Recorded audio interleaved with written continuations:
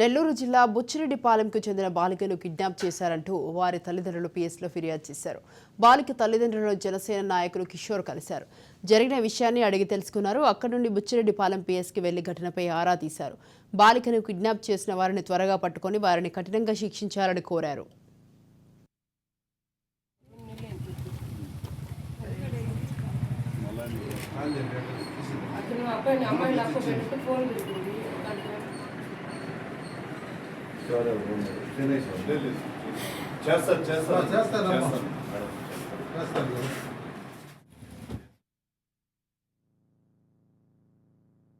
SI గారికి phone చేశాం, CI గారికి, ఎస్ఐ గారికి ఫోన్ చేశాం.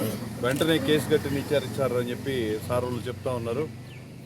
ఈ విషయాన్ని త్వరితగతిన విచారించి బాలికల మిస్సింగ్ కేసు ఎంత అఘాయిత్యంగా ఉందో అందరూ తెలుసుకోవచ్చు. దేశవ్యాప్తంగా కిడ్నాప్లు, మహిళలు కనపడకపోవడం ఇవన్నీ కూడా జరుగుతూ ఉన్నాయి.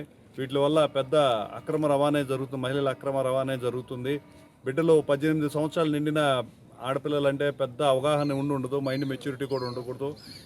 నిజానిజాలు పరిశీలించి బాధితులకు న్యాయం చేయాలి. ఇంట్లో కూడా మగదిక్కు లేక 2-3 మహిళలు ఉన్నారు, వాళ్ళు దబోదిబోబు అంటున్నారు. వెంటనే వాళ్ళు న్యాయం చేయాల్సిందిగా సిఐ గారిని కోరడం జరిగింది. వెంటనే కేసు కట్టి ఈ రోజున దర్యాప్తు చేస్తున్నారు.